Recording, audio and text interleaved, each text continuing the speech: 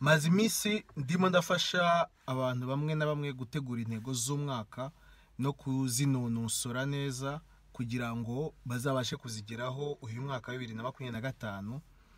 ariko icyo maze kubona kigira kigaruka ni kimwe, nuko intego zitari clear, ntago izo ntego ziri mu mucyo, kandi biragoye kugira ngo ugire icyo ugeraho mu gihe ibyo ushaka kugeraho bitanonose neza, bitari mu mucyo, bitagaragara neza, utabasha kubibara, udafite igihe gihagije cyo kubikora, cyangwa se ibintu uzakoresha, cyangwa se abantu uzakorana nabo, utuntu nk'utwo ngo tugenda ugarukaho.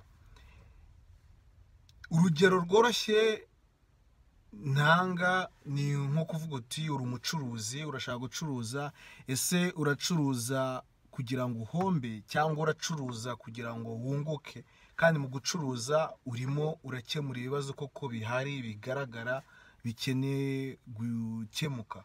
Urugero, nimba nta butike iri muri quartier, ukazana butike kugira ngo abantu aho kugira ngo bagende ibirometero bingahe bajye kugira ikintu bahaha cyihutirwa mu rugo, babe babasha kukibona aho hafi.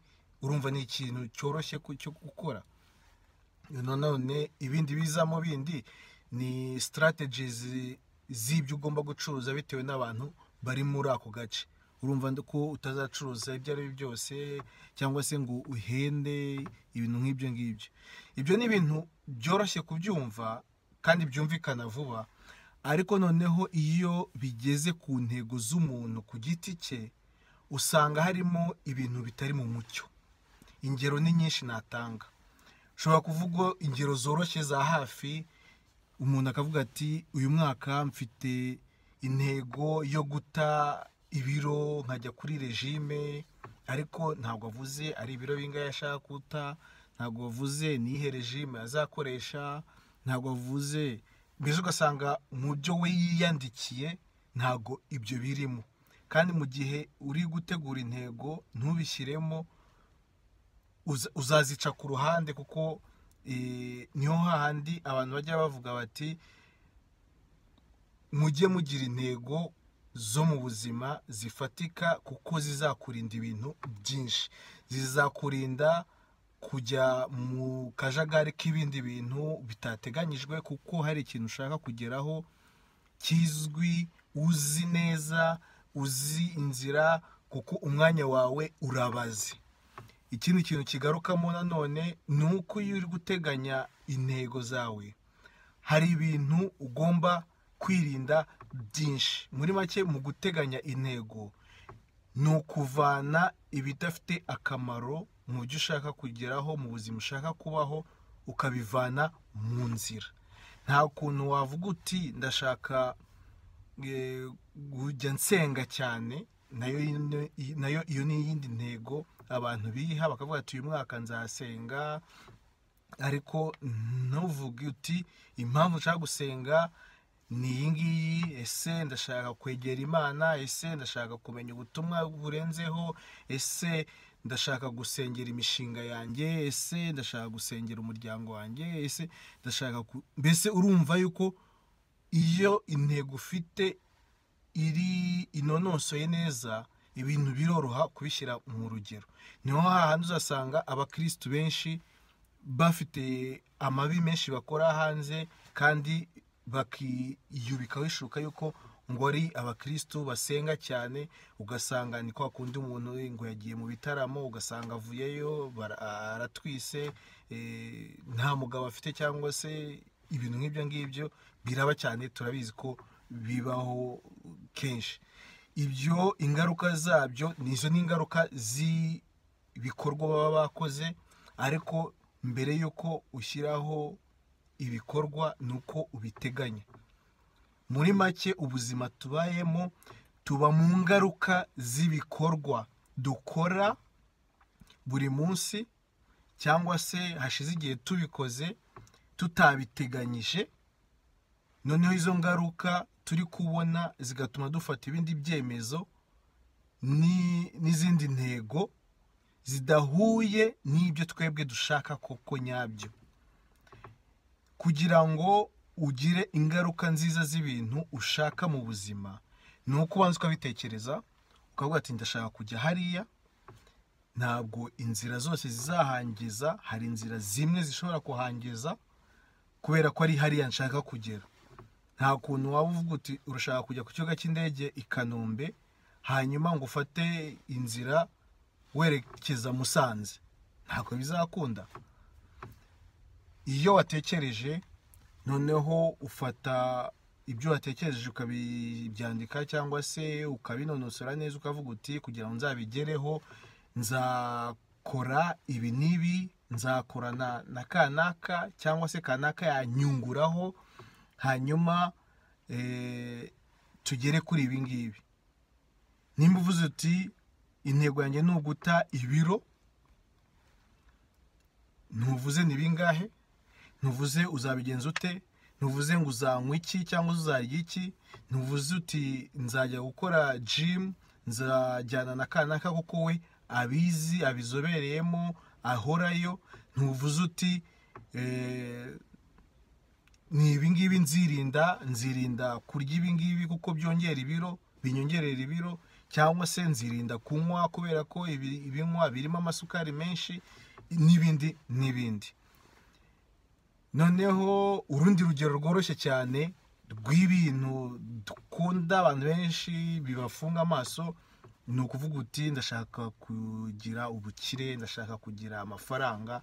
Iyo ntego muyibagirwe, ntago bizashoboka, ntibizakunda mu gihe cyose uzavuga uti ndashaka gukira. Urashaka gukira bivuga iki? Ntacyo bivuze kuri iyi si, nta mubare uriho. Nawe ubwawe ntushobora kujya kugura imodoka uvuga uti ndashaka kugura imodoka. Imeze ite? Ufite angahe? Nangahe? Ni iki gishoboka kuva muri ayo mafaranga ufite? Iyi modoka ishoboka kuvamo ni iyihe? Urumva ko bigusaba umubare. Nimba ushaka kuvuga uti urashaka gukira, vuga uti ese mu mwaka ninjiza angahe? Nimba mu mwaka ninjiza aya ngaya, mu mwaka nkoresha amafaranga angahe? Cyangwa se mu kwezi cyangwa se mu cyumweru, ayo kurya, ayo nkoresha mu ngendo, ayo ukoresha mu itumanaho, ayo ukoresha uri kumwe n'inshuti mu bantu, ushobora kuba musohoka cyangwa se ugurira abantu amagifti cyangwa se ujya gusura abantu. Ibi byose ni ugenda uduteranya. Ibikorwa byawe ukora buri gihe bigutwara amafaranga angahe? Ibyo byose mu gihe byose ubivanyemo usigarana angahe? Ese hagize ikibazo cyiza gitunguranye wabyifatamo ute? Ese ufite ubwishingizi cyangwa ni amafaranga yawe uzakoresha? Ese ayo washyize ku ruhande uzayakoresha mu gihe kingana gute? Ese ni ayo uzasaziraho cyangwa se ni ayo igihe habaye uburwayi runaka kubera ko nta bwishingizi ufite ashobora kugufasha muri ibyo bihe bikomeye?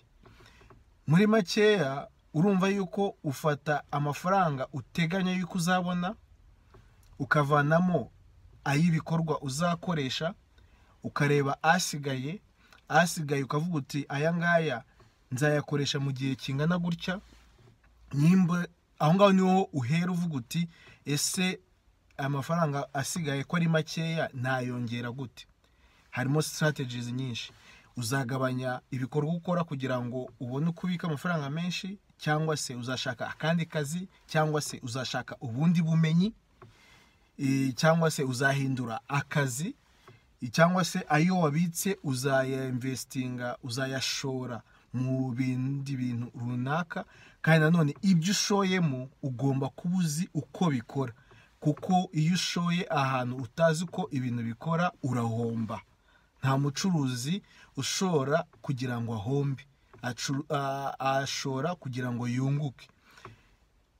Noneho kuva aho ngaho urumva yuko kumenya gukoresha amafaranga nicyo kintu cya ngombwa cya mbere, kuko gitera abantu stress, gitera abantu ibibazo byinshi.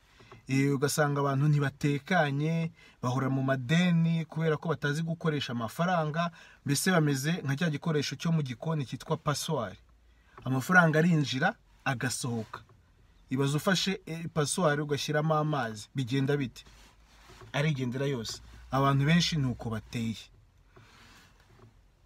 Biragoye rero gushyiraho intego hari ibyo bintu bya ngombwa utazi kumanaging, utazi gucunga. Utazi gucunga amafaranga, utazi gucunga igihe cyawe, utazi gucunga umubiri wawe, ingufu ufite, energy zawe, utazi gucunga uburyo witwara mu bandi.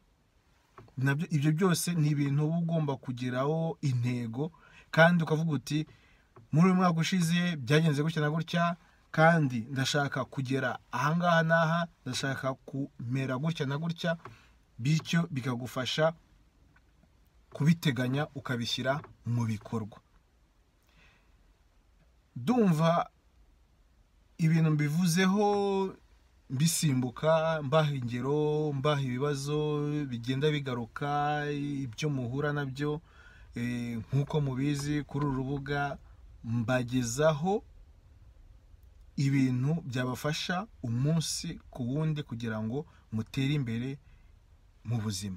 Niyo mpamvu uru rubuga narushyizeho nkavuga nti nzajya nza mbasangize, byaba ari akabisi n'agahiye, byaba biri bugukorogoshore mu mutwe cyangwa se bigatuma wongera gutekereza bundi bushyashya kugira ngo ugire aho ugera wigeza. Nzabikubwira kugira ngo nimba bigufashije nukagera aho ugera, hari undi muntu uzafasha nawe ubwawe. Ni gutyo inshuti zibana mu buzima. Haba inshuti dusangira akabisi n'agahiye.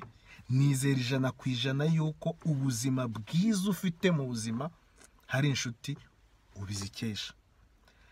Nimba wumva koko iyi ntego y'uru rubuga hari abantu yafasha cyangwa se yagufasha nawe ubwawe, icyo ngusaba nuko urayikinga, ukayisharinga abandi bantu, ukabwira n'abandi bantu bakarayikinga, kuko ngewe intego zo kuri uru rubuga kugira ngo nkwereke ko ziri clear, kugira ngo uzabone, mbese ndi kuguha urugero muri makeya y'ukuntu intego ugomba kwishinga. Intego nihaye yo kuri uru rubuga ni ukubasangiza ako kabisi n'agahiye k'ibintu wakoresha umunsi ku wundi kugira ngo ugere ku ntego zawe. Icyo ni kimwe. N'utundi tuzajya tuganira. Icya kabiri, nzabigenza gute? Nuko niyemeje yuko buri wa gatandatu hari video ndende irambuye isobanura subject, isobanura subject, ijambo mu Kinyarwanda ryo ntago riseriza, ikarisobanura mu buryo bugaragara, mu buryo harimo ingero zifatika zihagije kugira ngo bisobanukirwe neza. Hanyuma hagati mu cyumweru nkaba nabaha utuvideo duto tw'uminota 2, iminota 3, twongera kukwibutsa, dushobora kukumotiva, dushobora kugira icyo tugufasha, agatekerezo kaje kihuta, ku buryo bigufasha nanone muri za ntego, muri bwa buzima urimo buri munsi. Muri makeya, buri wa gatandatu video irambuye izajya ibageraho byanze bikunze igihe cyose muri uyu mwaka. Ni ukuvuga ko hari video 52 nzabohereza, nzabagezaho muri uyu mwaka, zibaha utuntu n'utundi wakoresha mu buzima bwawe. Mwumva ko iyo ntego irumvikana. Uko nzabigenza ni gukora amavideo asanzwe gutya nkayibaha, cyangwa se nkabakorera presentation, nkabakorera imfashanyigisho najya nshyiramo mu gihe nayiteguye hakiri kare, kuko amasomo arahari menshi, cyane cyane kumanaginga amafaranga, kumanaginga igihe. Ubwo ni ukuvuga mbigaruke mu Kinyarwanda, ndi kugerageza kubishyira mu Kinyarwanda. Kumenya gucunga umutungo wawe, kumenya gucunga igihe cyawe, kumenya kwishyiriraho intego zawe. Ibyo byose ni ibintu tuzagenda tugarukaho, kuko inshuti ngiye kuvuga ni inshuti zose ufite mu ko hari intego mufitanye hagati yanyu, nimba arizo mwahuriye mu kabari, ubwo urumva yuko ni ku macupa, ndumva ari nayo agezweho muri iki cyumweru, amacupa. Noneho nimba arizo mwahuye mu rusengero, urumva mufitanye intego yo kujya gusenga, mukanasurana, mugasura n'abarwayi bafite ububabare, mukagira icyo mubafasha n'utundi. Urumva muba mufite intego mugenda muhuriraho rw'ibikorwa mukora. Nimba mwarahuriye mu kazi, ni ukuvuga yuko mufitanye intego yo ku kazi. Ese akazi muragakora mute? Ese nimba umwe yasibye undi aramufasha ate? Ese nimba umwe afite yagize ikibazo agakenera amafaranga undi yamufasha, utuntu n'utundi. Nimba mwarahuriye mu mukino, muri gukina football n'urugero, murashyira nawe intego yuko muzajya muhura mugakina. Urumva ko mu buzima hahora hari intego zitandukanye. Izo ntego ni ibintu byo gukora mu buzima, ni byinshi cyane. Njya nkora imyitozo yo kwandika ibintu byose nshaka gukora mu buzima, ngasanga ni byinshi cyane. Nigeze gukora umwitozo wo kwandika ibintu 1000 nshaka mu buzima, ndabyandika rwose, ndandika ndashishimura, ariko nasanze ari byinshi cyane. Ariko mu kugira ngo mbeho ibyo bintu byose 1000, nimba nabigeraho simbizi ubuzima, kuko ntawe uzi itariki azapfiraho, ntago nzi ko nzabigeraho byose. Ariko hari ibyo mpita nigomwa, nkavuga ni uyu mwaka ntago mbishaka, nako izo ntego nazirukira, kuko hari izindi zifite akamaro, kuko izo ninzigeraho ibyo bindi bizaba ari utuntu dutoya cyane tworoshye kwita umuntu ageraho. Ni ibintu byoroshye byumvikana. Ngayo nguko reka ndikira ahangaha, no gukomeza kurondogora cyane. Ndagira ngo mbereke urugero rw'ukuntu ufata intego wihaye, iyo ntego ikazamo umucyo, kuko ibigomba kuba igaragara mu buryo uzitwaramo kugira ngo uzayigereho. Ibyo ngibyo bifasha n'inshuti zawe kubigufashamo, kuko iyo bitameze neza mu mutwe wawe, bidasobanutse, n'inshuti zawe bizabagora kugira ngo basobanukirwe aho uri kwerekeza, basobanukirwe icyo bagufashamo, basobanukirwe ukuntu bagutera inkunga kugira ngo ubigereho. Ibyo ni ibintu byumvikana kandi byoroshye. Interuro ya nyuma narangirizaho ni ukubabwira nti mureke kwiha intego zidasobanutse, mufate intego zisobanutse kugira ngo n'inshuti zanyu zibafashe kuzigeraho. Ni ibintu byinshi cyane muri iyi si abantu bakora, ni ibintu abantu bashobora kugeraho. Nk'ubu ngubu urundi rugero, nshaka kuzageraho ikintu cyoroshye cyane. Nshaka kugera muri aya majyaruguru y'iki gihugu, aho bamara amezi agera muri 3-4 nta zuba, ari ijoro gusa. Uribaza kumara iminsi 3-4 ureba hanze mu idirishya ukabona n'umwijima. Baramwe ngo urumuri ruza ari rutoya, ari ubururu. Nshaka kubireba. Hanyuma muri muki nabwo hakaba umunsi wose ari izuba gusa, butira nta joro, kandi nabyo bikamara hafi amezi 2. Ubwo urumva ni ibintu bitangaje.